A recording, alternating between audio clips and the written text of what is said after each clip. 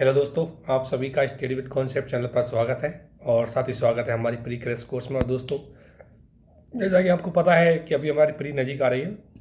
Pre के special topics को आपको याद दिलाने के लिए, उनका रिवीजन करवाने के लिए सीरीज चलाई जा रही है और डेफिनेटली इसको आधार बना करके आप इसका यूज करें और ज़्यादा से ज़्यादा प्रैक्टिस और रिवीजन करें। तो इसके लिए हम आपको ये ज्योग्राफी का वीडियो दे रहे हैं और ज्योग्राफी का वीडियो बिल्कुल बेसिक कॉन्सेप्ट ज्योग्राफी को डेवलप करेगा। आप इसको अंत तक जरूर देखें और ये आपकी बहुत ज़्यादा हेल्प करेगा, इसलिए आप इसको अंत तक जरूर देखें और ज़्यादा से ज़्यादा लोगों के बीच में इसको शेयर करें, सब्सक्राइब करें और लाइक ज़रूर करें। आज हम इस रिवीजन की श्रृंखला में जो ज्योग्राफी में चल रहे थे, तो हम ज्योग्राफी के अंतर्गत हमने एक थ्योरेटिकल जो पार्ट था जिसमें हमने फिजिकल ज्योग्राफी देखा, इसके बाद भारत के लिए भी जो भारत के संदर्भ में जो एग्रीकल्चर है, औद्योगिक इकाइयाँ हैं, जितना हो सका उनको हमने इस दौरान करने की कोशिश की। आज मैं आपको थोड़ा सा जो क्वेश्चन आते हैं उन क्वेश्चनों को मैपिंग के आधार पर बताऊंगा कि मैपिंग से रिलेटेड भी क्वेश्चन बहुत ज़्यादा आते हैं, आपसे डायरेक्ट पूछे भी जाते हैं। तो वो चीज़ आज हम देखना है जिसमें हम भारत की फिजिकल ज्योग्राफी, भारत की ज्योग्राफी के कुछ हिस्से को भी पढ़ लेंगे जो रह रहा था हमारा, तो उसको हम मैपिंग के आधार पर पढ़ेंगे, इसलिए लेके आए। तो सबसे पहले भारत के भौगोलिक विस्तार को देखें, आपको ध्यान रखना। तो भारत का भौगोलिक विस्तार अगर देखें तो ये इधर ये हो गया नॉर्थ टू साउथ, ठीक है ना, और ये हो गया ईस्ट टू वेस्ट, ठीक है ना, ये है भारत का भौगोलिक विस्तार। इसको अगर अक्षांश और देशांतर विस्तार से देखें तो ध्यान रखना, भारत का सबसे जो लोएस्ट पॉइंट है वो यहाँ है 6.4 पे, उसका नाम है, आपको पता है, इंदिरा पॉइंट, है ना। सबसे दक्षिणतम पॉइंट है भारत का वो है इंदिरा पॉइंट, तो वो यहाँ पर है इंदिरा पॉइंट, ठीक है ना। और उत्तर में है इंदिरा कॉल जो यहाँ पर है, वो है 37 पॉइंट लगभग 37.6 पर है, 37.6 डिग्री पर, 37 डिग्री 6 मिनट पर है। तो ये भारत का देशांतर विस्तार है, तो अक्षांश विस्तार है कि ये भारत है वो अक्षांश विस्तार में। और ग्लोब पर अगर आप देखोगे ग्लोब पर, तो भारत है मुख्य रूप से उत्तरी गोलार्ध के अक्षांश में आता है और देशांतर की दृष्टि से भारत पूर्वी देशांतर में आता है, ठीक है ना। तो भारत का देशांतर विस्तार है वो 6.4 डिग्री से लेकर के 6 डिग्री और 4 मिनट से लेकर के 37 डिग्री 6 मिनट तक है, अर्थात टोटल निकाल के देखेंगे लगभग 31 डिग्री तक फैला हुआ है भारत का अक्षांशीय विस्तार। जबकि इसके देशांतर विस्तार को अगर देखें तो देशांतर विस्तार है इसका, यहाँ से अगर यहाँ से देखोगे तो 68.7 से लेकर के और 97 मिनट डिग्री 25 मिनट यहाँ तक फैला हुआ है, अर्थात इसको निकाले हम तो लगभग 29 डिग्री के समथिंग भारत है उसका देशांतरीय विस्तार है।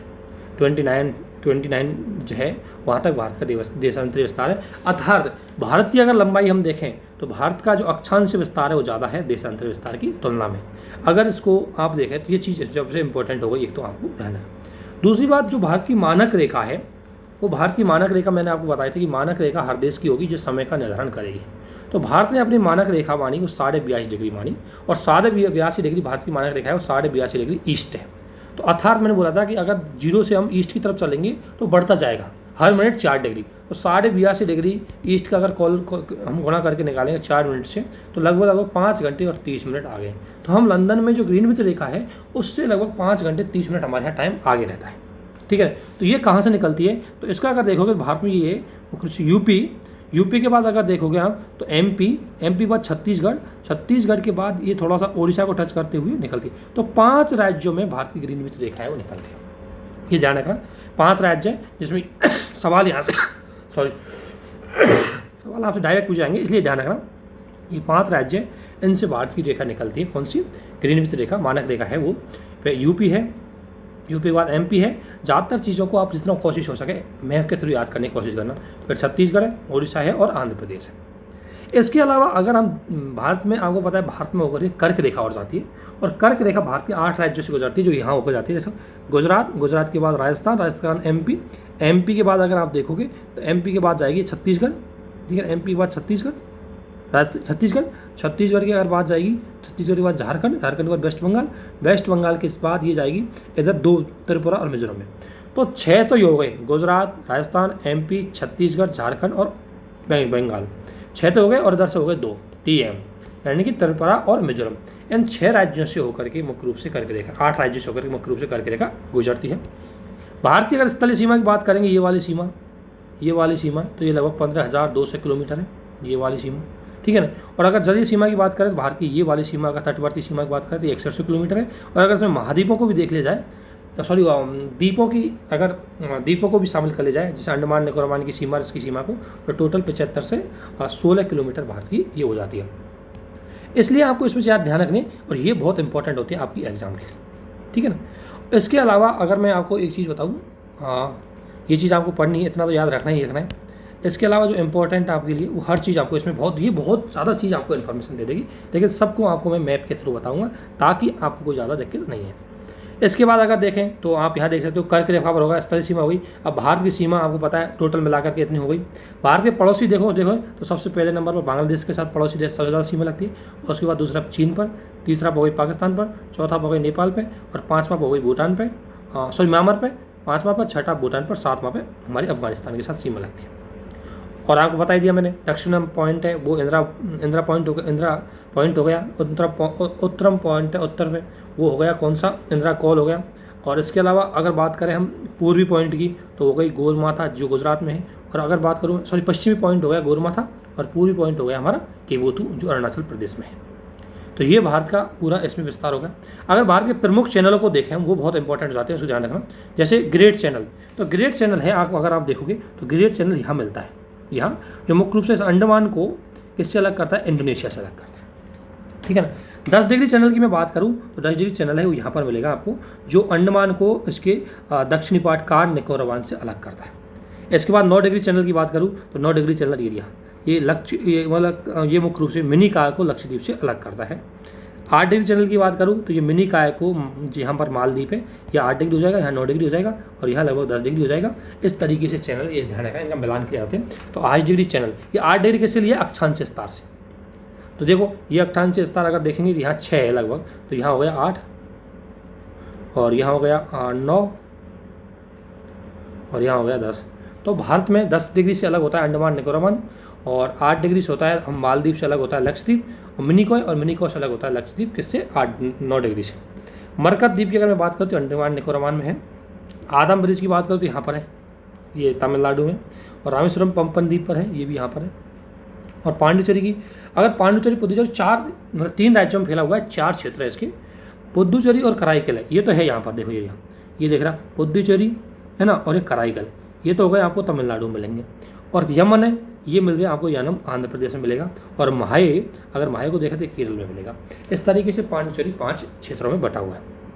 इसके अलावा अगर बात हम लैंड लॉक मतलब वो देश है, मतलब वो प्रदेश है भारत के जिनकी सीमा है तो देशों से लगती है, नहीं किसी समुद्र से लगती है। जैसे एक हो गया तमिलनाडु मध्य प्रदेश, दूसरा हो गया हरियाणा, ठीक है ना, तीसरा हो गया छत्तीसगढ़, चौथा हो गया यहाँ पर तेलंगाना आ गया, पुराना नक्शा है, यहाँ पर तेलंगाना हो गया चौथा, और 5वां देखें तो झारखंड। ये 5 ऐसे स्टेट है जिनकी सीमा किसी भी मतलब मुख्य रूप से नहीं लगती, तटवर्ती क्षेत्रों से नहीं लगती।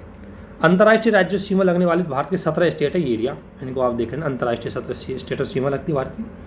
और क्षेत्रफल की दृष्टि से भारत 7वें स्थान पर है, और विश्व में भारत है विश्व में क्षेत्रफल का, भारत में टोटल विश्व के क्षेत्रफल का भारत लगभग 2.2% है। 7वें स्थान पर इसका है कि पहला पे आ जाएगा रसिया, दूसरा पे आ जाएगा चाइना, तीसरा पे आ जाएगा यूएसए, हालांकि कई बार यूएसए को दूसरा पे मानते हैं। और अगर देखोगे तो चौथा पे आ जाएगा कनाडा, 5वां पे आ जाएगा कजाकिस्तान, 6ठा पे आ जाएगा ऑस्ट्रेलिया, और 7वां पे आएगा भारत। तो इनको एक बार देख लेना, यही भारत का 7वां नंबर है, तो भारत 7वें नंबर पे आता है। इसके बाद अगर मैदानी भारत में देखें प्राकृतिक भूभाग में, तो भारत का आपको पता है कि सबसे ज़्यादा जो क्षेत्र है वो प्राकृतिक भूभाग में मैदानी क्षेत्र है, और मैदानी क्षेत्र एरिया आपको पता है भारत का पूरा, ठीक है ना, ये पूरा मैदान है भारत का, ठीक है ना। इसके बाद दूसरे स्थान पर आता है पठारी, ये आपको पठारी क्षेत्र हो गया। तीसरे स्थान पर आता है पहाड़ी, तो आप देख सकते हो ये भारत का पहाड़ी एरिया हो गया पूरा, ये पश्चिमी घाट वाला पहाड़ी एरिया हो गया, यहाँ भी पहाड़ी एरिया हो गया, अंडमान निकोबार में पहाड़ी एरिया हो गया तीसरे स्थान। और उसके बाद आता है भारत में पर्वतीय क्षेत्र, पर्वतीय मतलब थोड़ा हल्के होते हैं, तो पर्वतीय क्षेत्र भी मुख्य रूप से यहीं पर आते हैं तलवटी क्षेत्रों में। तो ध्यान रखना ये भारत का पूरा भूभाग है जो इसके अंतर्गत आता है, तो आपको इसमें क्रम से याद रखना है कौन सा पहले आता है इसको। इसके बाद आपको होता है डूरंड रेखा, ये एरिया यहाँ पर अभी आप ये जम्मू कश्मीर से पाकिस्तान अफगानिस्तान के बीच में है। मैकमोहन है, ये एरिया मैकमोहन रेखा, ठीक है ना। तो ये मुख्य रूप से मैं मैप के थ्रू आपको बताना चाहता हूँ ताकि आप बोले नहीं। तो मैकमोहन की बात करूँ तो मैकमोहन है, ये भारत की ये मतलब ये मैकमोहन रेखा है। और दूसरी बात करूँ मैं चीन के साथ है हमारी। रेड क्लिप की बात करूँ तो ये रेड क्लिप रेखा है जो मुख्य रूप से पाकिस्तान के साथ होती है। और शून्य की बात करूँ, शून्य मुख्य रूप से ये है त्रिपुरा, ये वाली जो त्रिपुरा के साथ है हमारी, और ये इसके साथ है त्रिपुरा वेस्ट बंगाल के साथ, मतलब वो मुख्य रूप से ये रहा त्रिपुरा और ये रहा मुख्य रूप बांग्लादेश। तो इसके अंतर्गत जो सीमा है उसको बोलेंगे हम शून्य रेखा। अब आपको देखना है कि कौन से देश से मतलब कौन से मतलब वो सीमा लगती है किस किस राज्य की, किस देश से। तो सबसे पहले आपको पता है सबसे ज़्यादा लगती है हमारी बांग्लादेश से। तो बांग्लादेश से किसकी हो गई, एक हो गया वेस्ट बंगाल, है ना, ठीक है, वेस्ट बंगाल हो गया, दूसरा हो गया मेघालय, तीसरा हो गया असम, और चौथा हो गया त्रिपुरा, और पाँचवा हो गया मिजोरम। 5 ऐसे जो स्टेट है हमारे जहाँ से बांग्लादेश की सीमा लगती है, यह आपको याद रखना है एग्जैक्टली। चीन के साथ किसकी सीमा लगती है, तो ये हो गया एक तो यहाँ जम्मू कश्मीर वाला जो अभी ये क्षेत्र बट गया, आपको पता है लद्दाख हो गया यहाँ पर, और यहाँ हो गया कश्मीर। तो लद्दाख, हिमाचल प्रदेश, उत्तराखंड, ठीक है। इसके बाद आप देखोगे सिक्किम, और इसके बाद अरुणाचल। ध्यान रखना यूपी की सीमा और बिहार की सीमा चीन से नहीं लगती। इसके बाद नेपाल, पाकिस्तान से देखोगे, पाकिस्तान से हो गया आपका ये हो गया कौन सा, लद्दाख वाला, फिर ये कश्मीर वाला, फिर पंजाब वाला, राजस्थान वाला, और ये गुजरात वाला। इसके बाद नेपाल से देखोगे तो नेपाल से हो गए कौन कौन से, यूपी, उत्तराखंड, बिहार और सिक्किम, है ना, ये नेपाल से हो गए। पश्चिमी बंगाल की सीमा है वो भी लगती है नेपाल से थोड़ी सी यहाँ पर। इसके बाद म्यांमार की भी लगती है। तो इस तरीके से सीमाएँ हैं, ये भी आपको देखनी है, यहाँ से भी सवाल आने की संभावना रहती है। क्षेत्रफल की दृष्टि से राजस्थान सबसे बड़ा है, और अगर दक्कन पास जब भी आए, दक्कन पास मुख्य रूप से दक्षिणी अंडमान और दक्षिणी अंडमान और लघु अंडमान को अलग करता है दक्कन। और कोको स्टेट बोले हम, कोको जल संधि, ये कोको जल संधि है यहाँ पर, कोको द्वीप है म्यांमार के पास, और यह भारत का अंडमान निकोबार है। तो ये कोको जल संधि है, ये मुख्य रूप से इसको अलग करती है। तो कोको है यहाँ पर बंगाल की खाड़ी में, जो मुख्य रूप से कोको द्वीप, और इसको अलग करती है अंडमान को। इसके बाद भारत का भौगोलिक विभाजन देखें हम, तो भारत के भौगोलिक विभाजन में सबसे पहले आता है, भारत का भौगोलिक विभाजन के अंतर्गत सबसे पहले जो क्षेत्र है वो आएगा आपको पर्वतीय क्षेत्र। पर्वतीय क्षेत्र कौन कौन सा है, पहला होगा पर्वतीय क्षेत्र, दूसरा होगा प्रायद्वीपीय क्षेत्र, तीसरा मैदानी और तटीय क्षेत्र। तो इनको देखेंगे। सबसे पहले अगर हम पर्वतीय क्षेत्र की अगर बात करें, तो अगर मैं पर्वतीय क्षेत्र के अंतर्गत आपसे बात करूं, तो ये जो क्षेत्र है सारा वो पर्वतीय क्षेत्र में आता है। जैसे ये वाला क्षेत्र, ये पूरा पर्वतीय क्षेत्र में आएगा, जैसे इसमें लिखा हुआ है। तो पर्वतीय क्षेत्र में आपको पता है सबसे पहले हिमालय, लेकिन हिमालय के 4 भाग हैं। तो सबसे पहले हिमालय का भाग आएगा ट्रांस हिमालय। ट्रांस हिमालय है वो हिमालय का सबसे पहला भाग है। और ये ध्यान रखना, हिमालय के ट्रांस हिमालय 4 भाग ध्यान रखना, जैसे जितना पहले आएगा वो इतना ही ज़्यादा ये आएगा। ये ट्रांस हो गया, इसके बाद आएगा ग्रेट हिमालय, मध्य हिमालय, और इस तरीके से हिमालय में ऐसा आएगा, इनका सिक्वेंस है वो इस तरीके से ध्यान रखना। तो पहले ट्रांस हिमालय, ये हिमालय में सबसे पहले निर्मित अवसादी चट्टानों से बना हुआ है। शामिल श्रेणियाँ कौन कौन सी इसमें, ये सबसे ध्यान रखना। ये चीज़ यूपीएससी और पीसीएससी के लिए आपसे पूछी जाती है, तो ये मैपिंग का ध्यान रखना है आपको। जैसे सबसे ऊपर आती है आपको काराकोरम, उसके नीचे आती है लद्दाख, फिर आएगी जास्कर और फिर आएगी कैलाश। ये मतलब एक अगर आपसे पूछे कि नॉर्थ टू साउथ आपको जमाना है, तो पहला पाएगी काराकोरम, दूसरा पे लद्दाख, तीसरा पाएगी जास्कर और चौथा पे कैलाश। ये मुख्य रूप से जो पर्वत श्रेणियाँ हैं ये ट्रांस हिमालय के अंतर्गत पाई जाती है। जिसमें अगर देखोगे तो काराकोरम श्रेणी के अंतर्गत K2 पाई जाती है, और लद्दाख के अंतर्गत रागापोसी है, वो सबसे बड़ी श्रेणियाँ इसके अंतर्गत पाई जाती है, इसके अंतर्गत ट्रांस हिमालय के अंतर्गत। तो ट्रांस हिमालय की सबसे बड़ी चोटी है गॉडविन ऑस्टिन, जिसे K2 भी बोलते हैं।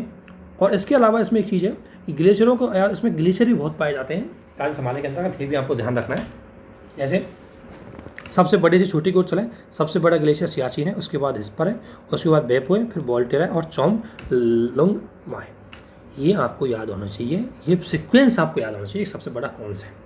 इसके बाद अगर आपको देखें तो ये मुख्य रूप से इसमें जो नदियों का ओरिजिन होता है ट्रांस हिमालय के अंतर्गत, सतलज और सिंधु और ब्रह्मपुत्र नदियाँ होती है, यहाँ से होती है ये लगभग लगभग। यहाँ पे ब्रह्मपुत्र ऐसे चली जाती है, और सिंधु ऐसे जाती है, और सतलज ऐसे आती है, ठीक है ना। तो ये चीज़ आपको एक इसमें ध्यान रखना है जो मैं बता रहा हूँ, ठीक है ना। जैसे ब्रह्मपुत्र ये चली गई, ये आ गई, ये आ गई, ठीक है ना, एक नक्शा में। और सिंधु ये चली गई, ये आ गई, ठीक है ना, और सतलज है और ये चली गई, ये आ गई, ठीक है ना। इस तरीके से इसका मैप है। और अगर देखें तो मुख्य रूप से जम्मू कश्मीर, भारत का जम्मू कश्मीर क्षेत्र से आता है। अगर की श्रेणियों को देखें उत्तर से दक्षिण, तो मैंने बताई था कि ये हो गई काराकोरम, ये हो गई लद्दाख, और ये हो गई जास्कर, फिर कैलाश। इसको मुख्य रूप से जब ये मैंने बताया था कि ये ट्रांस हिमालय हो गया, फिर महान हिमालय आएगा, तो इन दोनों के बीच में इनको जोड़ने वाला जो क्षेत्र होता है उसको बोलते हैं सचर जोन। जो इनको ट्रांस हिमालय और मध्य हिमालय के बीच में जो क्षेत्र पड़ेगा, ट्रांस हिमालय और बृहद हिमालय के बीच में जो क्षेत्र पड़ेगा उसको बोलेंगे सचर जोन, ठीक है। इसके बाद आते हैं हिमालय पर्वत के दूसरे पार्ट पर, जिसे बोलते हैं बृहद हिमालय या महान हिमालय। ये हिमालय का मूल हिमालय पर्वत इसको बोलते हैं नॉर्मली। जो हिमालय का ग्रेट हिमालय से चालू होता है, ट्रांस हिमालय उसका पूर्ववर्ती भाग माना जाता है, लेकिन हाँ कुल मिलाकर के माने जाते हैं दोनों क्षेत्र हिमालय के। इसके बाद अगर इसमें आगे देखें हम, ये हो गया यहाँ तक। अब हिमालय पर्वत को देखते हैं। तो हिमालय पर्वत के अंतर्गत अगर देखें तो आपको पता है सबसे पहले इसमें एक बृहद हिमालय आता है ट्रांस हिमालय के बाद। तो बृहद हिमालय की अगर मैं देखूँगा तो ये बृहद हिमालय हो गया पूरा, ये यहाँ से बृहद हिमालय हो जाता है, इधर से यूँ थोड़ा सा ये नीचे आ जाता है, थोड़ा सा और नेपाल से होकर जाएगा, ऐसे ये बृहद हिमालय हो गया जैसे इसमें मैप के थ्रू दिख रहा है। इसमें आपको सबसे ध्यान रखना है बृहद हिमालय में इसका विस्तार है नंगा पर्वत, ये जो नंगा पर्वत, ठीक है ना।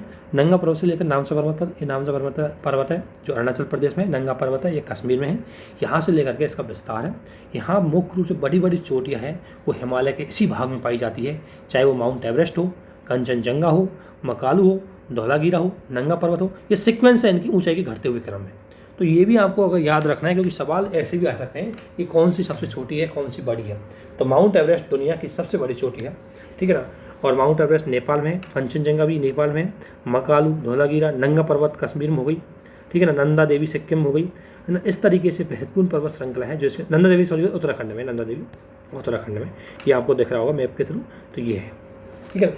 इसी दौरान इसके अंतर्गत मुख्य रूप से आप एक चीज़ देखोगे, यहाँ पर महत्वपूर्ण दर्रे भी पाए जाते हैं ट्रांस हिमालय के अंतर्गत, जिसमें बोरजिल दर्रा, दर्रा का मतलब होता है पहाड़ के बीच में छोटा सा कटा हुआ एरिया जो उसका रास्ता देता है, निकल जाता है एक तरह से, तो उसको दर्रा बोलते हैं, ठीक है। जैसे कोई ये पहाड़ है बहुत ऐसे फैला हुआ है, लेकिन इसमें ये कोई एरिया कटा हुआ है बीच में जो रास्ता बना दे रहा है, तो इसको बोलते हैं दर्रा, ठीक है ना।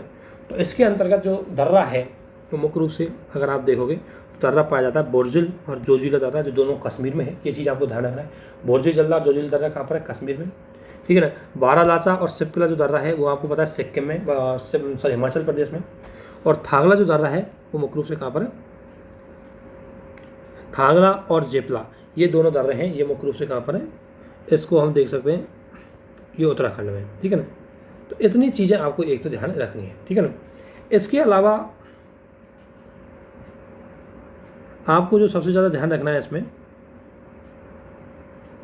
इसके अलावा जो आपको ध्यान रखना है, एक तो ये हो गया, इसके अलावा आपको ये तो मुख्य रूप से ग्रेट हिमालय वाली बात है, जो ग्रेट हिमालय में चीज़ें पाई जाती है वहाँ पर है ये चीज़, है ना। इसके बाद अगर आगे बढ़े हम थोड़ा सा, तो लघु ग्रेट हिमालय के अंतर्गत और दो चार चीज़ें और पाई जाती है, उनको देखना। ग्रेट हिमालय में अन्य चोटियाँ में हो गई, लेकिन ग्लेशियर कौन कौन से पाए जाते हैं ग्रेट हिमालय में देखने हैं आपको। मिलान और गंगोत्री ग्लेशियर है, ये ग्रेट हिमालय में पाए जाते हैं। अगर आपसे पूछे ग्रेट हिमालय में क्या क्या चीज़ है, तो ये चीज़ आपको ग्रेट हिमालय के अंतर्गत देखनी है। ये हो गया कि बृहद हिमालय के अंतर्गत, जिसे ग्रेट हिमालय बोलते हैं, ठीक है ना। इसके बाद आता है लघु हिमालय या मध्य हिमालय, ठीक है ना। तो लघु हिमालय की मैं बात करूँ तो लघु हिमालय इसके बाद आता है। तो लघु हिमालय मुख्य रूप से पर्वत श्रेणियाँ, 4 पर्वत श्रेणियाँ इसमें मुख्य रूप से फेमस है, पीरपंजाल, धौलाधर और नागटिब्बा महाभारत। पीरपंजाल है ये भारत में है, और धौलाधर, पीरपंजाल और धौलाधर दोनों भारत में, और नागटिब्बा महाभारत ये दोनों कहाँ पर है? ये देखना, इसमें देखने को मिलेगा आपको, ये दोनों मुख्य रूप से नेपाल में, ठीक है ना। इसकी ऊंचाई, अधिकतम ऊंचाई है इसकी ये, और पीरपंजाल में स्थित है, ये मुख्य रूप से ध्यान रखना, झेलम और ब्यास नदियों के बीच में पीरपंजाल श्रेणी है, और झेलम और ब्यास नदी के बीच में है। और पीरपंजाल, यहाँ 2 दर्रे पाए जाते हैं, पीरपंजाल दर्रा और बनिहाल दर्रा, है ना। अभी हम आगे दर्रे पढ़ेंगे तो वो भी आपको बताएंगे। दर्रे में 2-3 चीज़ें हमें याद करनी होती है कि एक तो किस किस को जोड़ता है और एक कौन सी श्रेणी में पाया जाता है। तो पीरपंजाल श्रेणी के अंतर्गत पीरपंजाल दर्रा पाया जाता है। महत्वपूर्ण जो अगर पूछ ले आपसे कभी कभी, तो महत्वपूर्ण जो दर्शनीय स्थल है वो मुख्य रूप से इसी हिमालय में पाया जाता है, लघु हिमालय में। जो कैसे पाए जाएंगे, जैसे ये हो गया हिमालय आपका ग्रेट हिमालय, इसके बाद ये हिमालय आ गया ये लघु हिमालय, इसके बाद ये हिमालय आ गया आपका शिवालिक हिमालय। तो ध्यान रखना, ये क्या कह रहा है कि मध्य हिमालय और शिवालिक हिमालय के बीच में ये श्रेणियाँ हैं। यहाँ पर तो पाए जाएंगे कौन से प्रमुख दर्शनीय स्थल, ये और मसूरी, नैनीताल, रानीखेत, दार्जिलिंग, ये तो पाए जाएंगे। और विभिन्न प्रकार की जो घाटियाँ हैं ये मुख्य रूप से इस क्षेत्र में पाई जाती है, ग्रेट हिमालय और मध्य हिमालय के बीच में। और घास के मैदान, मार्ग और बुग्याल कश्मीर के फेमस है, ये आपको कहाँ पाए जाते हैं? बृहद हिमालय के, जो लघु हिमालय उसमें पाए जाते हैं। इसके बाद आता है शिवालिक हिमालय। शिवालिक हिमालय की अगर मैं बात करूं तो हिमालय का सबसे नवीन भाग इसको माना जाता है। ये मोलाबाद सबसे बाद में इसका वो हुआ था। और शिवालिक हिमालय है उसकी ऊंचाई बहुत कम है और इसमें बहुत ज़्यादा घाटियाँ पाई जाती है, वो सारी घाटियाँ इसी के अंतर्गत पाई जाती है। इसका विस्तार अगर देखें तो पंजाब के यहाँ से, पंजाब से लेकर के, ये अगर इसमें देखो आप तो ये पंजाब से लेकर के, यहाँ पंजाब के क्षेत्र से लेकर के और यहाँ तक ये मुख्य रूप से कौन सा पाया जाता है, शिवालिक हिमालय पाया जाता है। इसके बाद इसमें सबसे महत्वपूर्ण है, इसमें विभिन्न प्रकार की चोटियाँ पाई जाती है जिन्हें पूर्वांचल की पहाड़ी बोलते हैं और शिवल हिमालय की पहाड़ी। पूर्वांचल की पहाड़ियों में आपको ध्यान रखना, पूर्वांचल की पहाड़ियों में आपको जो सबसे ज़्यादा याद रखना है वो मुख्य रूप से, जैसे ये पूर्वांचल की पहाड़ी ये हो गई, यहाँ पर पाई जाएंगी ये पहाड़ी अब सारी नॉर्थ ईस्ट के अंतर्गत पाई जाती है। तो इसमें एक होता है पटकई बम तंत्र। पटकई बम तंत्र है वो अराकॉन योमा पर्वत का ही भाग है। अराकॉन यामा मुख्य रूप से भारत और म्यांमार की सीमा पर पाया जाता है, इसका ही भाग है ये पटकई तंत्र। और इसी के अंतर्गत 3 तरह से इन पहाड़ियों की श्रृंखला है। कौन कौन सी है, पटकई बम वाली, गारो खासी जयंतिया और लोसाई। अब देखो आपको सबसे ज़्यादा याद रखना है वो है डफला, मिरी, अबोर, मिसबी। ये पाई जाती है अरुणाचल में पहाड़ियाँ। कहाँ पर, अरुणाचल प्रदेश में। और इनका सीक्वेंस भी आपको ध्यान रखना चाहिए, पश्चिम से पूर्व की ओर है डफला, मिरी, अबोर और मिसबी। ध्यान रखना, डफला, मिरी, अबोर और मिसबी ये अरुणाचल प्रदेश में पाई जाने वाली पहाड़ियाँ हैं, ठीक है। इसके अलावा गारो, खासी, जयंतिया, इनका सीक्वेंस होना चाहिए, ये मेघालय में पाई जाती है। मेकिर और बरेल ये असम में पाई जाती है। त्रिपुरा में त्रिपुरा पाई जाती है। और ये सीक्वेंस भी आपको याद रखना है, ऊपर ऊपर पाई जाती है पटकई बूम, उसके नीचे नागा, फिर मणि और फिर मिजो। ये सीक्वेंस आपको भी याद होना चाहिए, सवाल ऐसे भी आ सकते हैं।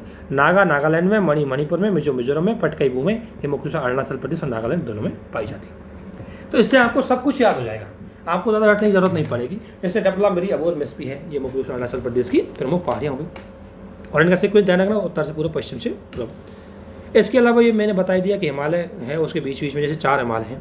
जैसे एक ये हो गया, सबसे पहले हो गया ट्रांस हिमालय, इसके बाद आया मुख्य रूप से बृहद हिमालय, इसके बाद आया सब लघु हिमालय और फिर शिवालिक हिमालय, ठीक है। तो देखो ट्रांस हिमालय और बृहद हिमालय को अलग करने वाला जोन है उसको बोलते हैं सतर्कत जोन। फिर इसके भी बृहद हिमालय और लघु हिमालय के बीच में है उसको बोलते हैं मेन सेंट्रल थ्रस्ट। और बृहद और लघु हिमालय और शिवालिक हिमालय के बीच में मेन बाउंड्री फॉल्ट। इनसे ध्यान रखना, इनको जोड़ता कौन है, इनके बीच में कौन सा एरिया आता है, उससे भी सवाल पूछ लेते हैं। एक चीज़ और इसी बीच में मैं आपको बताना चाहूँगा, मैं भूल गया था भारत के मैप के साथ। भारत के मैप को ध्यान रखना, आपके सबके मैप लग रहा होगा, इसमें 2-3 चीज़ें आपको ध्यान रखनी है। एक तो जितना हो सके नॉर्थ ईस्ट की जो राज्यों की राजधानी है ये पढ़नी है आपको अच्छे से, क्योंकि सवाल यहाँ से पूछे जाते हैं। और साथ में राजधानियों का सीक्वेंस देखना कि ईस्ट से वेस्ट पूछा जाता है कौन कौन सी है। जैसे मैंने अगर मैं पूछूँ कि वेस्ट से ईस्ट पे जाएँ तो वेस्ट से ईस्ट में सबसे पहले त्रिपुरा की राजधानी आएगी, उसके बाद आएगी ये मेघालय असम की, उसके बाद मेघालय की, मेघालय के बाद आइजोल के बाद आएगी ईटानगर के बाद इम्फाल के बाद कोहिमा। तो ये सीक्वेंस भी आपको पता होना चाहिए राजधानियों का। इसके बाद आपको ये कर्क रेखा के समीपवर्ती कौन कौन से शहर पड़ेंगे, ये ग्रीनविच रेखा के समीपवर्ती कौन कौन से शहर पड़ेंगे, ये आपको मैपिंग में याद रखना है। इसलिए आपको मैपिंग को एक नज़र से देखना है, ठीक है। और इतना ही नहीं, पॉलिटिकल मैप और ज्योग्राफी जो फिजिकल मैप है दोनों को लगा के हुए डेली देखना है किस तरीके से। तो जितना भी मैंने एरिया बताया, अब जैसे आप फिजिकल मैप देखोगे इंडिया का तो ये सारी चीज़ें आपको उसमें दिखेंगी जो मैं बता रहा हूँ, ठीक है। ये अभी तक हमने पढ़ा था प्रमुख हिमालय वाला पार्ट है वो। इसके बाद आता है, आपको पता है हिमालय के अंदर प्रमुख घाटियाँ हैं, जिसमें आप देखोगे जम्मू कश्मीर में कौन कौन सी घाटी पाई जाती है, ये भी आपको याद होना चाहिए। जैसे जम्मू कश्मीर में है मुर्गा घाटी, नुब्रा घाटी, सुरु घाटी और कश्मीरी घाटी। यहाँ के सवाल भी डायरेक्ट पूछे जाते हैं, इसलिए याद रहना चाहिए। हिमाचल प्रदेश में कौन सी घाटी पाई जाती है, हिमाचल प्रदेश की घाटी है, जैसे लाहौल, सांगला, मालना, कांगड़ा। उत्तराखंड में घाटी है तो फूलों की घाटी, नैनीताल घाटी। और ये घाटी फेमस है, आपको पता है युथांग घाटी सिक्किम में है, नेवरा घाटी वेस्ट बंगाल में है, कम्बन तमिलनाडु में बहुत फेमस है कम्बन। तो अराकू भी आपको सुनी होगी, कॉफ़ी के लिए फेमस है अराकू घाटी। शांत घाटी साइलेंट वैली है, ये केरल में है। और जोखू घाटी ये नागालैंड में। ये घाटियों का भी आपको अच्छे से याद होना चाहिए। ये जो चीज़ है यही आपकी भारत की ज्योग्राफी के सवाल यहीं से क्वेश्चन पिक होते हैं। इसके बाद अगर देखें भारत में तो दर्रे आपको ध्यान रखना है। दर्रे में आपको ज़्यादा उसमें नहीं हो जाना है, 2 चीज़ याद रखनी है कि दर्रा कहाँ पर है। तो सबसे पहले काराकोरम दर्रा है, वो कश्मीर में है और ये भारत और लेह प्रांत को अलग करता है। भारत के लेह प्रांत को चीन से जोड़ता है कुल मिलाकर के। ये भारत चीन सीमा पर शामिल है और ये कहाँ पर है, कश्मीर में। अगिल दर्रा है, ये भी कश्मीर में है, जो चीन और कश्मीर को जोड़ता है। बुर्जिल दर्रा है, ये भी कश्मीर में है। ये किसको जोड़ता है, अगर मैं बात करूँ पीओकी वाले एरिया में, बुर्जिल आपको पता है जो श्रीनगर और गिलगिट पीओकी से जोड़ता है श्रीनगर को, ठीक है। ये मुख्य रूप से बुर्जिल दर्रा है। उसके बाद जोजिल दर्रा है, ये जोजिला दर्रा है। यहाँ से आपको पता है सबसे महत्वपूर्ण जोजिला दर्रा बहुत फेमस है क्योंकि श्रीनगर और लेह को जोड़ता है और भारत का नेशनल हाईवे 1D इसी दर्रे से होकर गुजरता है, जोजिला दर्रे से, ठीक है ना। इसके बाद आता है बनिहाल दर्रा। ये पीरपंजल घाटी में कश्मीर की घाटी को जम्मू से जोड़ता है। बनिहाल दर्रा है वो हमको कश्मीर की घाटी को जम्मू से जोड़ने का काम करता है तथा जम्मू कश्मीर में है पर है। और ये सबसे फेमस ये है कि दुनिया भारत की जो जवार सुरंग है वो बनिहाल दर्रे के अंतर्गत ही बनाई गई है। ये चीज़ भी आपको ध्यान रखनी। इसके बाद हिमाचल प्रदेश के प्रमुख दर्रे हैं, इसमें आपको ध्यान रखना है। जैसे ये हो गया कौन सा, ये हो गया बाड़ालाचा दर्रा। बाड़ालाचा जम्मू कश्मीर और मुख्य रूप से हिमाचल की सीमा पर है। सिपकिला दर्रा है, ये हिमाचल प्रदेश और जम्मू कश्मीर। यहाँ से सिपकिला दर्रे से एक नदी निकल के आती है, वो मैं बताऊँगा अभी। तो सबसे पहले बाड़ालाचा दर्रा की बात करते हैं। ये मुख्य रूप से लेह मनाली हाईवे से गुजरता है, जो लाहौल को लद्दाख से जोड़ता है। लाहौल हिमाचल में और लद्दाख जम्मू कश्मीर में है। उसको लद्दाख वाले एरिया जो लद्दाख अलग से बन गया है, तो लद्दाख से जोड़ता है बाड़ालाचा दर्रा। ठीक है ना। इसके अलावा इसमें एक चीज़ और है, ये बाड़ालाचा दर्रा से ये तो 2 रोड निकलते हैं। एक तो बाड़ालाचा दर्रा कुल्लू को किससे जोड़ता है, कुल्लू से निकलता है मनाली से, और ये जाता है लेह तक। ठीक है ना। इसी बीच में लाहौल स्पीति पड़ती है इसमें। ठीक है ना। और लेह मनाली हाईवे भी बाड़ालाचा दर्रा के अंतर्गत है। रोहतांग दर्रे की अगर मैं बात करूँ, अगर आपने देखा होगा, ये है रोहतांग दर्रा। रोहतांग दर्रा है ये मुख्य रूप से लेह मनाली हाईवे से इसमें भी होकर गुजरता है। रोहतांग दर्रा में ये हो गया रोहतांग दर्रा, और यहाँ आगे जाकर पड़ गया ये कौन सा, बाड़ालाचा दर्रा। सिपकिला दर्रा की अगर मैं बात करूँ तो सिपकिला दर्रा बहुत फेमस है, क्योंकि इसी सिपकिला दर्रे में से होकर के इंडियन नेशनल हाईवे 1965-62 में युद्ध हुआ था, तब यहाँ से चेक पोस्ट थी, उसको बंद कर दिया गया था उस टाइम।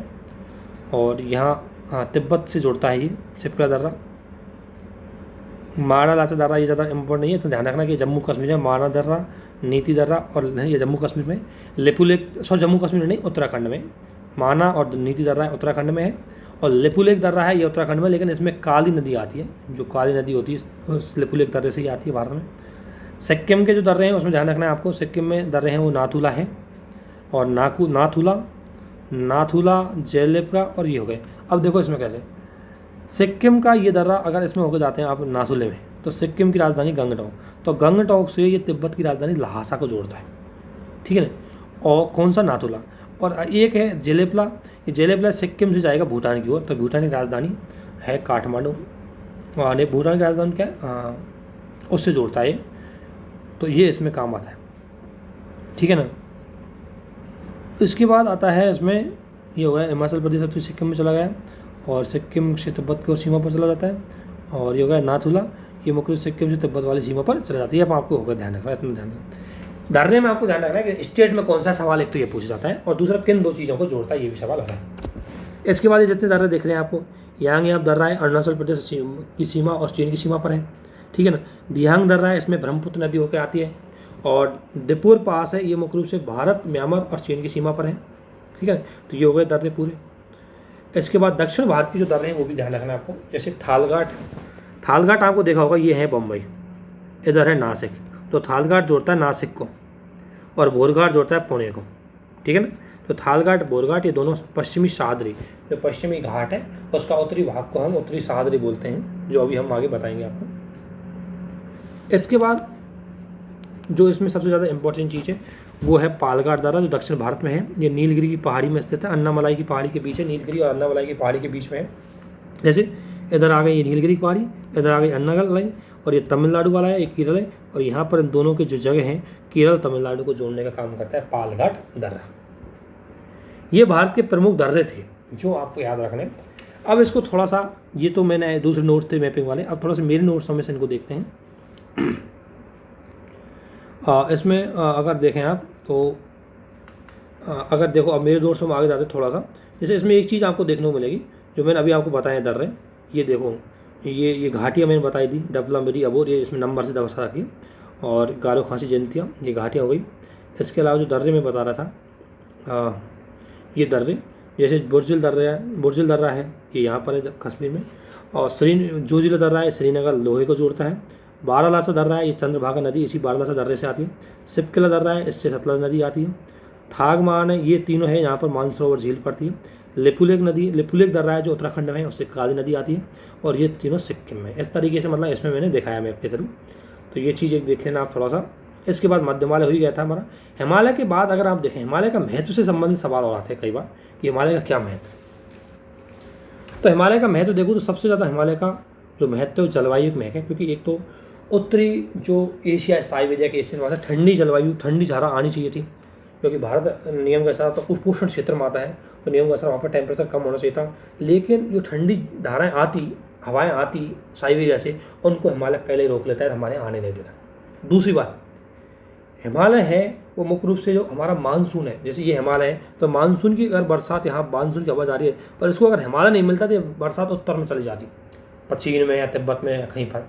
हिमालय की वजह से वो भारत में बरसात कर पाती है, इसलिए हिमालय का बहुत ज़्यादा महत्व भारत के लिए है।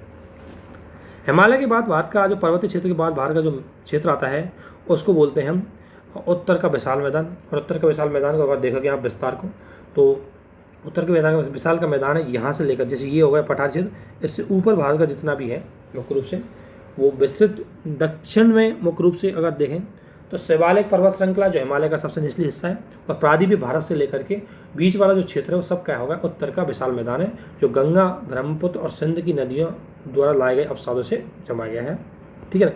और यहाँ पर अगर देखें सीक्वेंस में, तो जैसे सबसे पहले अगर कोई पर्वतीय क्षेत्र है तो उसके जैसे शिवालय है, ये पर्वतीय क्षेत्र हो गया, इसके नीचे जो मैदानी क्षेत्र आ गया वो पहले भावर होगा। भावर मुख्य रूप से शिवालय के जो तट पर मतलब उसकी तराई में होता है, और ये इसमें ध्यान रखना पत्थर बड़े बड़े होते हैं, तो बड़े बड़े पत्थर होने की वजह से जो नदियाँ पानी आएगी तो नदियाँ अंदर से निकल के चल जाएंगी, हमें दिखेंगे नहीं पानी कहाँ जा रहा है, तो वो हो गया भावर वाला एरिया। तराई वाला एरिया होता है, इसमें सबसे पहले जो नदियाँ मैदानी वाले आएंगी, तराई वाले एरिया में नदियाँ पहली बार देखेंगी, पुनः प्रकट होंगी, क्योंकि यहाँ पर मिट्टी होना चालू हो जाएगी, तो जो भावर वाले एरिया में पानी अंदर गई थी वो यहाँ पर ऊपर आ जाएंगी। ठीक है ना। तो ये चीज़ हो गई यहाँ से। इसके बाद बांगर वाला एरिया है, ये आपको होता है पुरानी जलोढ़ मृदा वाला होता है, मैंने बताया था। खादर नई जलोढ़ मृदा वाला होता है। रे जो बांगर एरिया में जो बाद में कुछ मिट्टी अपरदन होकर चली जाती है तो रे हो गया। भूड हो गई, डेल्टा नदियों के मुहाने पर हो। इस तरीके मैदानी भाग में यही क्षेत्र पाए जाते हैं। अब आते हैं भारत के प्रायद्वीपीय पठार पर। तो इसमें देखते हैं भारत के प्रायद्वीपीय पठार वाले क्षेत्र को। ये देखो, इसमें आपको ध्यान रखना है, मैप पे बहुत ज़्यादा इंपॉर्टेंट। तो इसमें प्रायद्वीपीय पठार से में कई बड़े भाग है, ध्यान रखना। प्रायद्वीपीय पठार का बहुत बड़ा भाग है, तो इसमें देख सकते हो आप कौन कौन से आते हैं। केंद्रीय उच्च भूमि, पूर्वी पठारी भाग, उत्तरी पूर्वी पठारी भाग, दक्षिण का पठारी भाग और दक्षिण का पठारी भाग। सबसे पहले हम केंद्रीय उच्च भूमि की अगर मैं बात करूँ तो केंद्रीय उच्च भूमि में आ गई अरावली पर्वत श्रृंखला, मेवाड़ का पठार, मालवा का पठार, बुंदेलखंड का पठार, बघेलखंड का पठार, सतपुड़ा और विंध्याचल। अभी आपको मैप में देखेंगे, इधर देखो, ये हो गई अरावली पर्वत श्रृंखला, ठीक है ना। ये हो गया यहाँ पर मेवाड़ का पठार हो गया, और ये मालवा का पठार हो गया। इसमें आपको कुछ नहीं ध्यान रखना, इनका सीक्वेंस ध्यान रखना है, उत्तर में, पूर्व में, पश्चिम में, दक्षिण में। तो देखो अगर आप देखना है इसमें, तो देखो अगर सबसे ऊपर देखेंगे तो अरावली पर्वत श्रृंखला आ गई, उसके नीचे देखेंगे तो मालवा का पठार आ गया, उसके नीचे देखेंगे तो विंध्याचल पर्वत श्रृंखला आ गई, उसके नीचे देखेंगे तो सतपुड़ा पर्वत श्रृंखला आ गई। इस विंध्याचल पर्वत श्रृंखला और सतपुड़ा पर्वत श्रृंखला के बीच में नर्मदा नदी गुजरती है। फिर सतपुड़ा पर्वत श्रृंखला और यहाँ पर एक पर्वत श्रृंखला और पड़ती है ना, उससे गुजरती है तापी नदी। फिर इधर हो गया ये कर्नाटक का पठार, ये तेलंगाना का पठार, ये दंडकारण्य पठार। तो ये चीज़ आपको ध्यान रखना है। छोटा नागपुर का पठार, ये राजमहल की पहाड़ियाँ और ये शिलांग का पठार, ये लोकेशन आपको ध्यान रखनी है पूरी, ठीक है ना। तो देखो अरावली की बात बताई थी, राजस्थान से होकर गुजरती है, राजस्थान को 2 भागों में बांट देती है ये राजस्थान से। और चूँकि राजस्थान के ये जल विभाजक रेखा के रूप बोलते हैं इसको, क्योंकि ये क्या होता है कि अगर इसके ये अरावली श्रृंखला है, इसकी इधर वाली नदियाँ आती है बंगाल खाड़ी में, इधर वाली नदी जाती है अरब सागर में, ठीक है ना। इतना ही नहीं, यहाँ से ये बरसात का भी राजस्थान में जो मरुस्थल रहने का कारण ये है कि जो यहाँ पर जो बरसात जाती है, यहाँ से जो मानसून बरसात जाती है उनको यहीं रोक लेती है, इधर जाने नहीं देती, इसलिए वहाँ पर बरसात नहीं हो पाती। और साथ ही मानसून के इस भाग से जो आती है हवाएं वो इसके समांतर गुजर जाती है, जो मैंने मानसून वाले चैप्टर में पढ़ाया था, तो इसलिए यहाँ पर बरसात नहीं हो पाती। अरावली के बाद मेवाड़ का पठार है, ये इसके पास में पड़ता है। मालवा का पठार को अगर हम देखें तो देखो मालवा का पठार है, ये मुख्य रूप से अगर देखें तो देखो इसकी उत्तरी सीमा है अरावली पर्वत श्रृंखला, इसके इधर पाई जाती है बुंदेलखंड का पर्वत, और नीचे पाई जाएगी इसमें विंध्याचल पर्वत। इन तीनों से घिरा हुआ है मालवा का पठार। और मालवा के पठार में जो नदी है केन, बेतवा और कालीसिंध नदी इसमें महत्वपूर्ण रूप से प्रवाहित होती है, ठीक है ना। अरावली पर्वत श्रृंखला के दक्षिण पूर्व में जो बेसाड़ से निर्मित मकान पठार है उसे मेवाड़ का पठार बोलते हैं, जो राजस्थान के दक्षिण पूर्वी क्षेत्र में आता है यहाँ पर, ठीक है। इसके बाद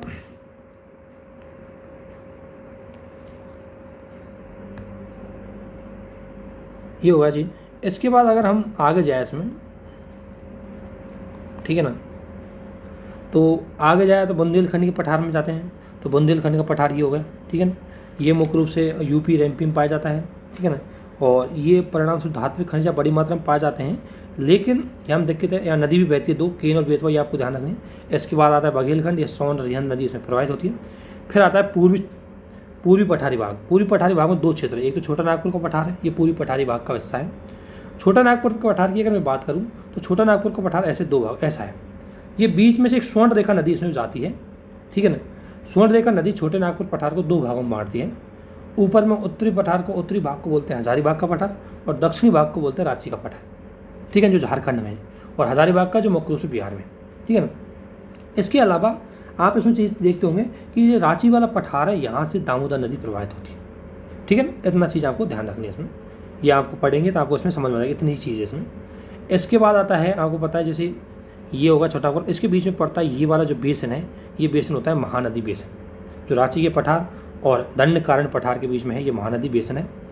और दंडकारण्य पठार 4 राज्यों में फैला हुआ है, छत्तीसगढ़ का पठार, छत्तीसगढ़ में, महाराष्ट्र में, आंध्र प्रदेश में, उड़ीसा में।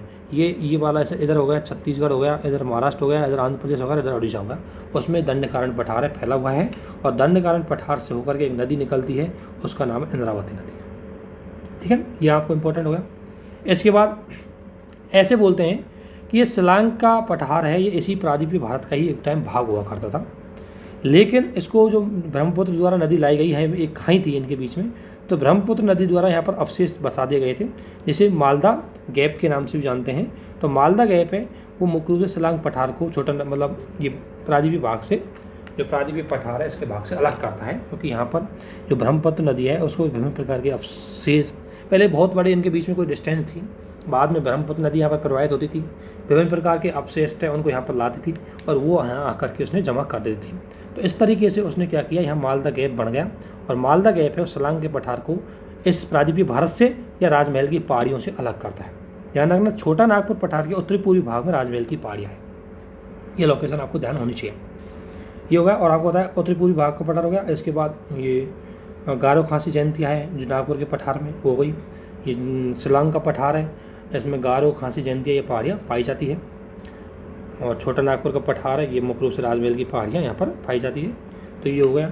इसके बाद हम देखें, अगर मैं आगे बढ़ूँ तो ये मैंने इसमें से बता दिया। इसके बाद इसमें से कोई ज़्यादा चीज़ तो आपको है नहीं इसमें। इसके बाद आपको जो आगे जाना है वो इसमें ही देखना है। देखो इसमें अब आगे बढ़ते हैं हम, तो अगर थोड़ा प्रायद्वीपीय पठार के थोड़ा फैक्चुअल इन्फॉर्मेशन और देखें तो ये गोंडवाना लैंड भूमि का भाग था, मैंने बताया था। भारत का सबसे बड़ा भौतिक प्रदेश, सबसे प्राचीन भौतिक प्रदेश है, ठीक है ना। इसकी उत्तरी सीमा ये है, मैंने बताई थी, अरावली पर्वत श्रृंखला, राजमहल। इसके भाग देखें तो मध्यवर्ती मैंने सारे अभी गणाई दिए, दक्षिण के पठार में मैंने गणाई दिए, और पश्चिम पठार के भाग ये हुई गए। अरावली पर्वत श्रृंखला मैंने बिल्कुल बताई दी, ठीक है ना। मालवा पठार बता दिया आपको, उसमें एक बार पढ़ लेना। बुंदेलखंड हो गया, बघेलखंड हो गया, छोटा नागपुर पठार बता दिया, ठीक है ना। शिलांग की पर्वत की बता दिया कि शिलांग को पर्वत को मुख्य रूप से राजमहल की पहाड़ियाँ थी, ये प्रायद्वीपीय पठार का भाग था, और ये मालदा गैप था। और मालदा गैप शिलांग के पठार को प्रायद्वीपीय पठार से अलग करता है। और ये मालदा गैप क्या है, ब्रह्मपुत्र नदी द्वारा लाए गए अवशिष्ट हैं, उनको जमा कर दिया जाता है। शिलांग के पठार पर अगर देखें तो गारो खासी जयंतिया ये पहाड़ियाँ हैं, और इसके अलावा ये इसमें मेकर और रेंगमा भी आते हैं, लेकिन ये असम वाले क्षेत्र में पाई जाती है, ठीक है ना। और दुनिया का सबसे ज़्यादा बरसात वाला क्षेत्र है वो इसी मेघालय पठार में पाए जाते हैं। इसके अलावा सीक्वेंस देखना, ये मालवा पठार हो गया ऊपर, नीचे आती है विंध्याचल पर्वत श्रृंखला। लेकिन विंध्याचल पर्वत श्रृंखला के पश्चिमी भाग को बोलते हैं विंध्याचल पर्वत। विंध्याचल पर्वत श्रृंखलाएँ होती है, उसके पश्चिमी भाग में है विंध्याचल पहाड़ी, मध्य भाग में है भांडेर की पहाड़ी, और पूर्वी भाग में है कैमूर की पहाड़ी। ये आपको ध्यान रखना है, ये सीक्वेंस भी आपको ध्यान रखना है, और इसका मैपिंग में जो ऊपर बताया वो भी सीक्वेंस आपको ध्यान रखना है। ये मैपिंग में आपको लिखा है मैंने छोटे छोटे इसमें चीज़ें मिल जाएंगी। ये देखो, ये हो गया विंध्यन, ये हो गई भांडेर, और ये हो गई कैमूर, ठीक है। और इसी प्रकार सतपुड़ा की पहाड़ी है, उसकी भी श्रृंखला में इधर हो गया सतपुड़ा की, ये हो गई महादेव की, और ये मेघाल की। ये आपको ध्यान रखनी है, देखो, ठीक है ना। और इसके अलावा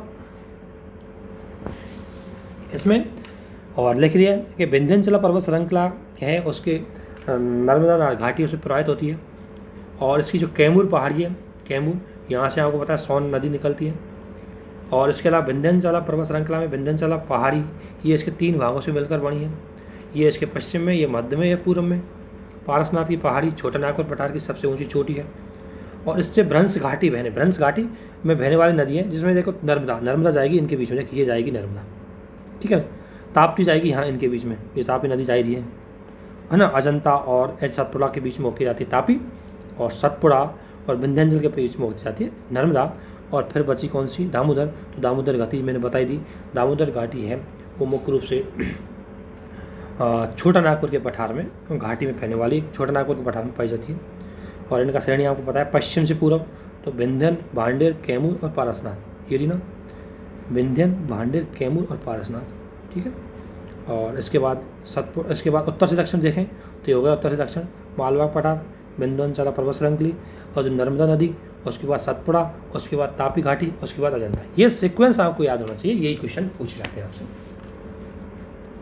इसके बाद सतपुड़ा पर्वत की मैं बात करूँ तो ब्लॉक पर्वत है। इसके उत्तरी किनारे पर नर्मदा नदी, दक्षिणी किनारे पर तापी नदी बहती है।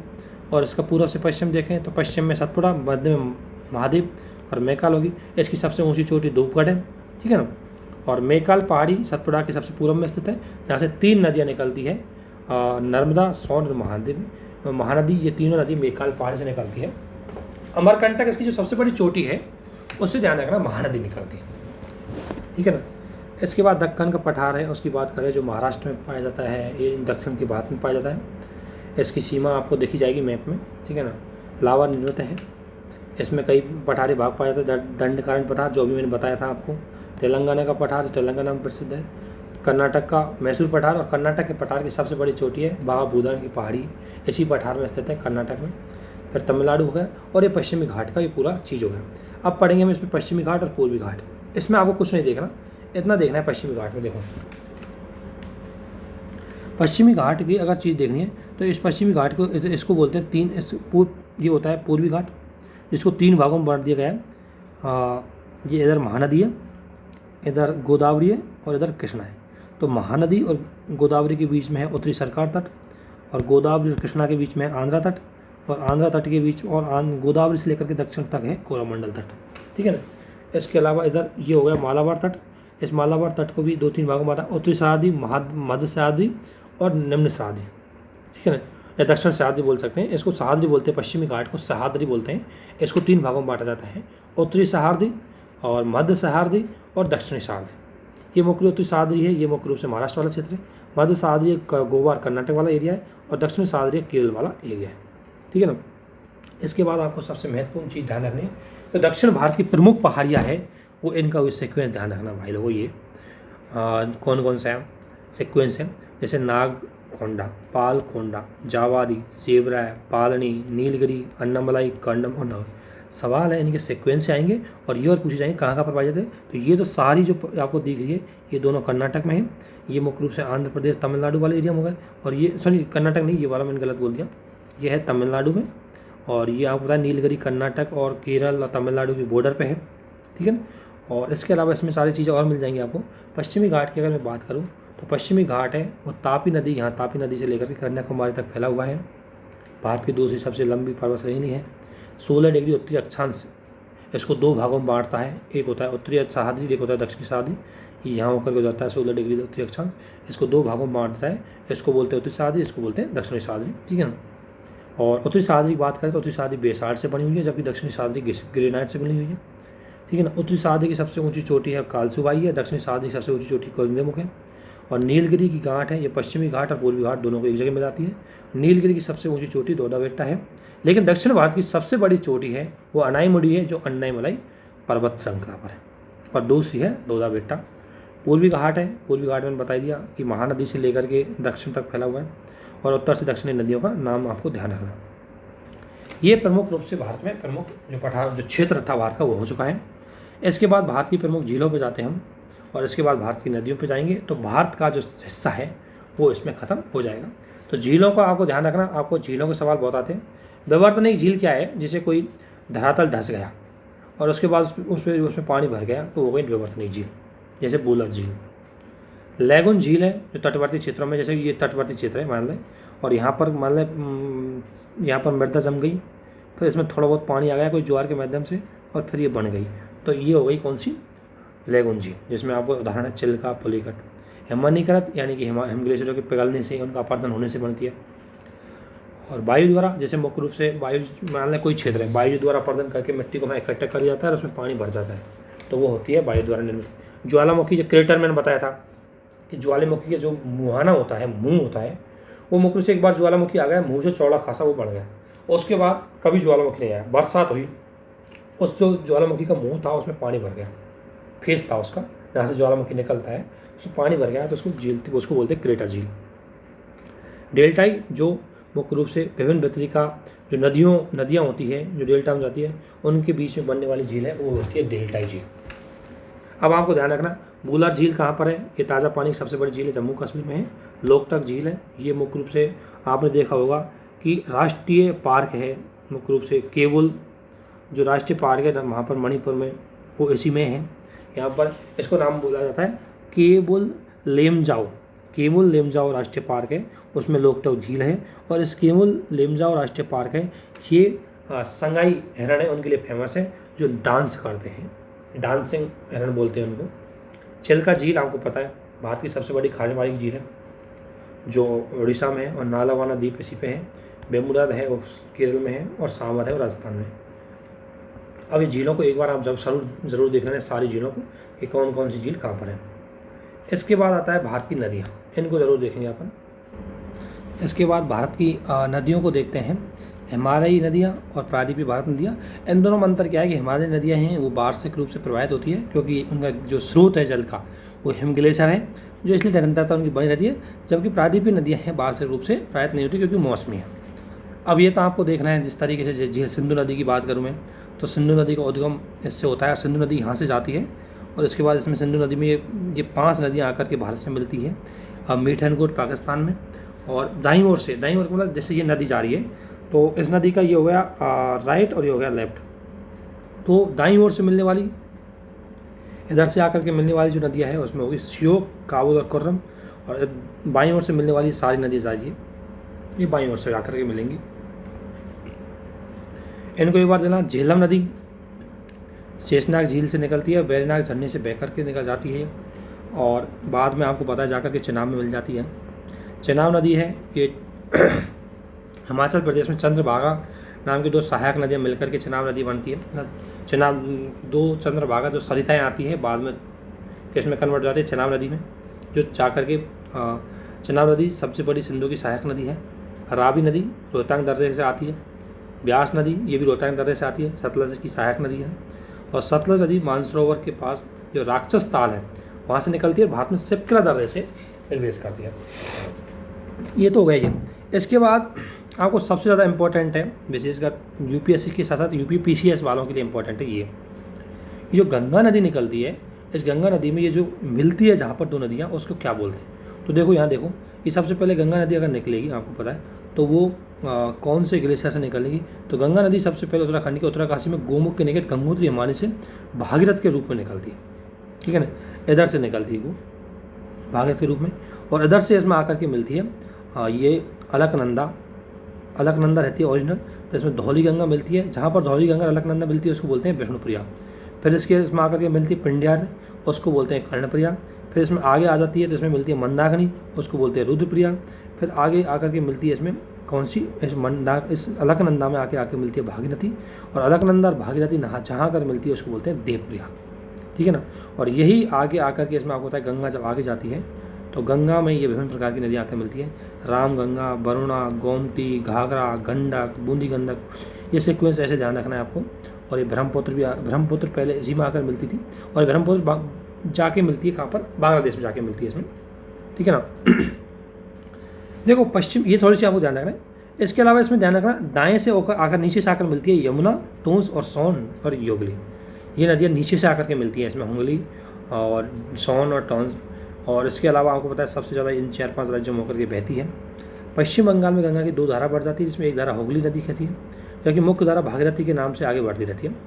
ब्रह्मपुत्र नदी बांग्लादेश में जमुना के नाम से जानी जाती है, लेकिन जब ये भागीरथी में मिलती है तो इसकी संयुक्त धारा को पद्मा बोलते हैं, और पद्मा आगे बांग्लादेश में पद्मा नदी में मेघना नदी मिल जाती है, और इसके बाद ये संयुक्त धारा मेघना नदी के नाम से आगे बढ़ती है। जैसे ये आ रही गंगा नदी, गंगा नदी का एक भाग चला गया हुगली के रूप में, फिर आगे जा रही है भागीरथी के रूप में, लेकिन जैसे इसमें ब्रह्मपुत्र मिलती है ये दोनों मिल जाती है कौन सी, मेघ मतलब पद्मा, और इसके बाद इसमें मेघना और आकर के मिल जाती है पद्मा के रूप में, ये मुख्य रूप से अरब सागर बंगाल की खाड़ी में गिर जाती है। ये इसका सीक्वेंस ध्यान रखना।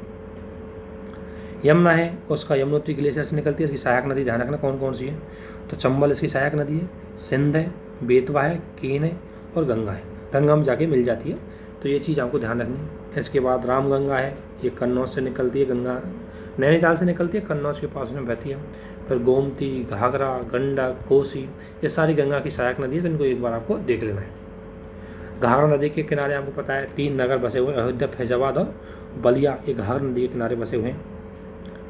और यमुना की सहायक नदी देखें तो चंबल यमुना की सहायक नदी है, सिंधु, बेतवा और केन ये किसकी नायक। आपको नदियों में एक तो सहायक नदी जरूर ध्यान रखना है, किसके सवाल इससे जब आते हैं, ठीक है ना। चंबल की सहायक नदी हम देखेंगे तो बनास, छिपरा, काली सिंध ये चंबल की सहायक नदी है। इसके बाद अगर हम देखते हैं ब्रह्मपुत्र को, तो देखो ब्रह्मपुत्र कैसे होता है। ब्रह्मपुत्र सबसे पहले दिहांग नाम से आती है अफगानिस्तान से, मतलब सॉरी चीन से, और ये आपको पता है दिहांग दर्रे से भारत में प्रवेश करती है। उसके बाद इसमें एक संयुक्त धारा दोनों की मिलती है, दिबांग और लोहित की। जब ये दोनों धारा मिल जाती है इसमें, तब इसका नाम हो जाता है ब्रह्मपुत्र, ठीक है ना। इसको आपको पता है मुख्य रूप से तिब्बत में सांगपो बोलते हैं, और भारत में नमचा बर्मा पर्वत श्रृंखला से भारत में प्रवेश करती है, और इसमें फिर आगे बढ़ती है। आगे बढ़ते बढ़ते इसमें विभिन्न प्रकार से, इसके बाद सुबनसिरी, उसके बाद कामेंग, उसके बाद मानस, उसके बाद संकोच और तिस्ता, ये नदी ब्रह्मपुत्र में आकर के मिल जाती है। तो ब्रह्मपुत्र में की जो सहायक नदी है उनमें अगर आप देखोगे तो दाएं सिरे से मिलने वाली नदियों में हो गई सुबनसिरी, कामेंग, ये हो गई दाएं सिरे से, ये मतलब ये ऊपर से आ रही जो ये सब दाएं सिरे की हो गई, और नीचे से जा रही है बाएं सिरे की हो गई, जिनमें आ गई लोहित, दिबांग, धनुश्री और कालन, ये नदियाँ आपको ध्यान रखना है। इसके अलावा आपको पता है कि माजुली द्वीप है वो ब्रह्मपुत्र पर है, और जमुना हो गया ब्रह्मपुत्र पर। इसके बाद प्रायद्वीपीय भारत में 2 प्रकार की नदियाँ आपको मिलेंगी, एक अरब सागर में गिरने वाली, एक बंगाल की खाड़ी में गिरने वाली। तो ये आपको सीक्वेंस याद होना चाहिए एक तो, कि ये सब कैसे होंगी। इसके बाद गुजरात में भादर हो गई, सतरंजी भी गुजरात में हो गई, साबरमती गुजरात में होती है और खंबात की खाड़ी में गिरती है। ये भी ध्यान रखना है कौन कौन सी कहाँ गिरती है, ठीक है ना। महाई नदी है, ये भी जाकर कहाँ पर गिरती है, खंबात खाड़ी में। नर्मदा नदी है, ये भी खंबात की खाड़ी में गिरती है। नर्मदा नदी का अगर एक चीज़ ध्यान रखनी है इसमें, कि इसमें सबसे ज़्यादा प्रभाव एमपी में, उसके बाद गुजरात में, उसके बाद महाराष्ट्र में। और नर्मदा की सहायक नदी है, ये भी आपको ध्यान रखनी है। इसके बाद तापी है, ये आपको पता है तापी मध्य प्रदेश के बैतूल जिले से निकलती है, और सतपुड़ा अजंता पर्वत श्रृंखला के बीच में बहती है। मैंने आपको बताया था कि इनके बीच में बहते हुए, इसलिए इसको ध्यान रखना, नदी घाटी है, इसको इसमें होकर के भ्रंश घाटी है इन दोनों के बीच में, उसके बीच में प्रवाहित होती है। और इसका यदि हम देखें तो महाराष्ट्र, और सबसे ज़्यादा इसका क्षेत्र है महाराष्ट्र में प्रवाहित होती है। इसके बाद मांडवी, ये कर्नाटक में निकलती है, फिर गोवा में बहती है। जोवारी, ये गोवा की सबसे बड़ी नदी है, जो पश्चिमी घाट में बहते हुए अरब सागर में गिर जाती है। शरावती, ये भी कर्नाटक में बहती है, पश्चिम बंगाल, मतलब शरावती नदी पर ही ध्यान रखना, जोग जलप्रपात है वो शरावती नदी पर ही है। पेरियार नदी अन्नामलाई पर्वत से निकलती है, और इसे केरल की जीवन रेखा के नाम से जानते हैं। ये केरल तमिलनाडु में प्रवाहित होती है।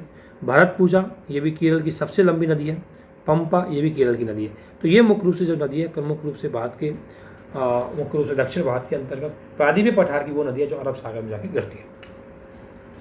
इसके बाद अगर आपको थोड़ा सा एक चीज़ देखो, ये चीज़ें क्या है, थोड़ी फैक्चुअल है, और ये आपको देखो मैप के थ्रू मैंने जो सीक्वेंस रखा है उत्तर से दक्षिण में, ये आपको याद रखना है थोड़ा सा, बस जिससे आपको एक नज़र पड़ जाए, और अगर एग्जाम आए तो आसानी से आप कर पाओ।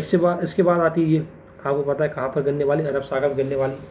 जैसे आपको ध्यान रखना है, ये एक तो सबसे पहले सवाल यही आता है नॉर्मल सा, कि कौन कौन सी नदी अरब सागर में गिरती है या बंगाल खाड़ी में गिरती है। तो ये आ गई बंगाल खाड़ी में गिरने वाली, जैसे दामोदर नदी, हुगली, स्वर्णरेखा, बैतरणी, ब्राह्मणी, महानदी, गोदावरी, कृष्णा, पेन्यार, कावेरी, बेंगाई और ताम्रपर्णी। ये नदियाँ हैं कहाँ पर गिरती हैं, ये नदियाँ सारी जो नदियाँ दिख रही है आपको, ये सारी नदियाँ मुख्य रूप से बंगाल खाड़ी में गिरती हैं। इसमें लिखा है हुगली, ये पश्चिम बंगाल में निकलती है और बाद में बंगाल खाड़ी में गिर जाती है। ये आपको पता है गंगा की ही एक ब्रांच रहती है। दामोदर हो गई, दामोदर के बारे में जैसा कि मैंने आपको बताया था, दामोदर नदी है, छोटा नागपुर पठार है, उसमें बहती है। बंगाल की शोक नदी बोलते हैं इसको, क्योंकि बंगाल में ये बहुत ही ज़्यादा प्रदूषित है, साथ में ये बंगाल में बाढ़ का कारण भी बनती है। और भ्रंश नदी है ये। स्वर्णरेखा नदी ये रांची के पठार में बहती है और उसके बाद पश्चिम बंगाल में बहते हुए उड़ीसा की सीमा के निकट बंगाल की खाड़ी में गिर जाती है। बैतरणी ये उड़ीसा के क्योंझार जिले में है और झारखंड और उड़ीसा में बहती है, फिर बंगाल खाड़ी में गिर जाती है। ब्राह्मणी ये भी उड़ीसा राज्य के अंतर्गत, इसमें 2 धाराओं में बढ़ जाती है। ये 2 धाराओं के मिलने से बनती है, कोयल और संग ये धारा मिलती है और जब जाकर के ब्राह्मणी नदी बनती है। फिर महानदी हो गया, ये कोयला के लिए बहुत ज़्यादा फेमस है। फिर गोदावरी, गोदावरी की सहायक नदी जरूर आपको ध्यान रखना है। जैसे गोदावरी कहते हैं, पहले गोदावरी आएगी, फिर इसमें दूधवा और पूर्णा नदी आकर के मिलती है, ठीक है, इसके लेफ्ट साइड से।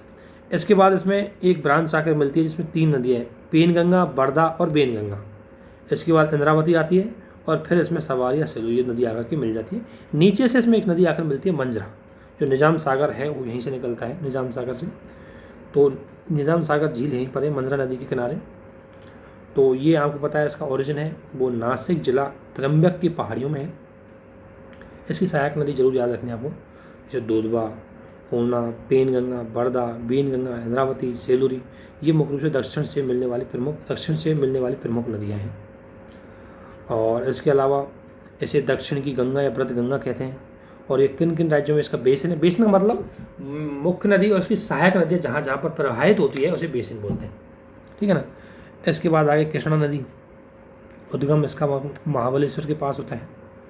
इसकी जो सहायक नदी अगर आप देखोगे तो कितनी सहायक नदी आकर के इसमें मिलती है, जैसे ये हो गई कोयना, वर्णा, घाटप्रभा, मालप्रभा, पंचगंगा, दूधगंगा, और ये तुंग और भद्रा मिलकर के तुंग भद्रा बन जाती है।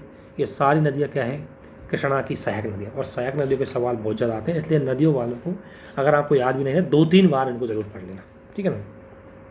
पेन्नार नदी तो ज़्यादा फेमस नहीं है, ये तो कर्नाटक आंध्र प्रदेश में बहती है।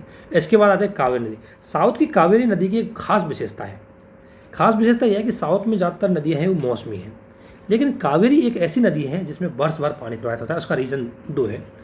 इसका रीज़न है कि कावेरी नदी ऐसे बहती है, कर्नाटक से निकलती है और फिर इधर तमिलनाडु के साथ पास जाते हुए ये मुख्य रूप से गिर जाती है, कहाँ पर, अंडमान, सॉरी उसमें बंगाल की खाड़ी में। इसका रीज़न क्या है कि इसमें वर्ष भर इसलिए बहती है क्योंकि एक तो इसमें बरसात होती है, दक्षिणी पश्चिम मानसून से इसमें बरसात हो जाती है गर्मियों में। तो ये गर्मियों में दक्षिण पश्चिम से इस मानसून से इसमें बरसात होती है, इसलिए इसका पानी प्रवाहित होता है। और शीतकाल के अंतर्गत उत्तरी पूर्वी मानसून से, जो मैंने बताया था आपको, तमिलनाडु में बरसात होती है, उससे भी इसमें पानी मिल जाता है, इसलिए वर्ष भर इसमें जल चलता रहता है, ठीक है ना। इसकी सहायक नदी है कंबिनी, स्वर्णागति, भवानी, अमरावती, ये इसकी प्रमुख सहायक नदियाँ हैं। और शिव समुद्रम जलप्रपात है उस इसी पर स्थित है। तो ये प्रमुख नदियाँ थी जो मैंने आपको अभी बताई थी, तो इनको आपको सबसे ज़्यादा ध्यान रखना है। इसके अलावा थोड़ा सा आपको एक चीज़ और बताता हूँ, इसके अलावा थोड़ा सा आपको काम देते हैं कि विश्व का जो मैपिंग है, विश्व का मैपिंग में आपको ध्यान रखना है। मैं क्या क्या चीज़ें आपको ध्यान रखनी है वो मैं बता देता हूँ इसमें लास्ट में। विश्व के मैपिंग में एक तो आपको ध्यान रखना है सागर, बड़े बड़े फेमस सागर हैं, उनके तटवर्ती कौन कौन से देश है वो याद रखना है आपको। एक फेमस नदियाँ, और दूसरा हर महाद्वीप में कुछ देशों की लोकेशन है, वो आपको एक स्पष्ट रूप से याद करनी है। और मकर रेखा पर कौन कौन से देश आते हैं, करक रेखा पर कौन कौन से देश आते हैं, और भूमध्य रेखा पर कौन कौन से देश आते हैं, इनको भी आपको याद करना है। बस ये चीज़ आपको थोड़ा सा मैप में देखनी है। और मैपिंग का एक सबसे बड़ा चीज़ ये होती है कि जितना हो सके आपको मैप को थोड़ा सा दिन में, थोड़ा सा नहीं, कम से कम 10 से 15 मिनट है वो मैप को दो, ठीक है ना। और करंट की कोई चीज़ आपको दिख रहा है, कोई जगह मिली है फेमस, तो उसको मैप में एक बार ज़रूर देख लें, ताकि उससे आपको मैपिंग में कोई दिक्कत नहीं आए। तो इस तरीके से हमारा जो भारत की जो भूगोल है उसमें नदियाँ हैं, झील हैं, सारी चीज़ें हमने आज कंप्लीट कर ली है। अगर टाइम रहेगा तो वर्ल्ड की मैपिंग की कुछ चीज़ें हम लेके आ जाएंगे, लेकिन आपको जिस तरीके से मैंने बताया गया उसको आप एक बार ज़रूर देख लेना। इसी के साथ हमारी ये ज्योग्राफी है, जितना विदिन टाइम हो पाया उस टाइम में हमने इसको कोशिश की करने की।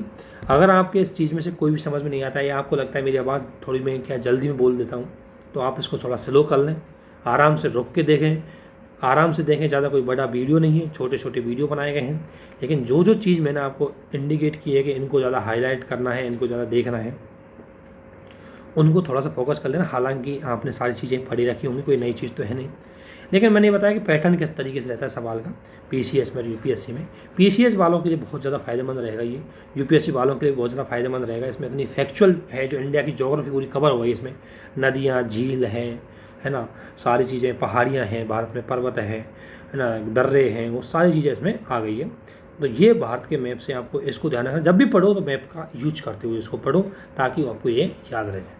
इसी के साथ हम ज्योग्राफी इस क्लास को समाप्त करते हैं। आप सभी को बहुत बहुत धन्यवाद। Thank you.